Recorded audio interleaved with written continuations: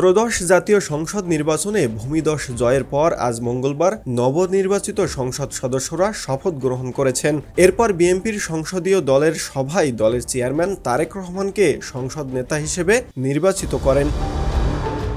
বিকেলে বাংলাদেশের নতুন প্রধানমন্ত্রী হিসেবে শপথ গ্রহণ করেছেন তারেক রহমান। এই প্রেক্ষাপটে প্রধানমন্ত্রী হিসেবে তার বেতন ভাতা ও অন্যান্য সুবিধা নিয়ে জনমনে কৌতূহল দেখা দিয়েছে। দ্য প্রাইম মিনিস্টার্স বিল 2016 এর ভিত্তিতে প্রধানমন্ত্রী মাসে 1,15,000 টাকা বেতন পাবেন। পাশাপাশি তিনি মাসে 1 লাখ টাকা বাড়ি ভাড়া ভাতা পাবেন। যদিও সাধারণত প্রধানমন্ত্রীর সরকারি বাসভবন থাকে এবং তিনি সেখানেই থাকেন।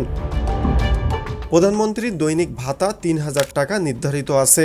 এছাড়া বিমান ভ্রমণের ক্ষেত্রে তার জন্য 25 লাখ টাকার বিমান কভারেজ এবং 1.5 কোটি টাকার স্বেচ্ছাধীন তহবিল অর্পিত রয়েছে। প্রধানমন্ত্রী হিসেবে বিনোদনের জন্য যে খরচ করা হয় তা সম্পূর্ণ ভাতা হিসেবে তাকে প্রদান করা হবে।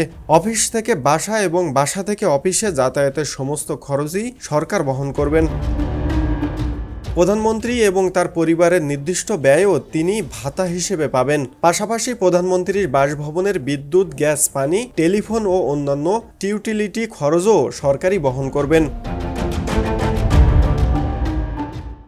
দেশের নাম্বার 1 ট্রেডিং অ্যাপ নিফটি ফার্স্টে পাচ্ছেন ট্রেডিং এর সব সুবিধা, dual exchange access, company analysis, portfolio তৈরি করা সহ আরও অনেক ইউনিক ফিচারের সাথে ট্রেড করতে ডাউনলোড করুন এক্ষুনি।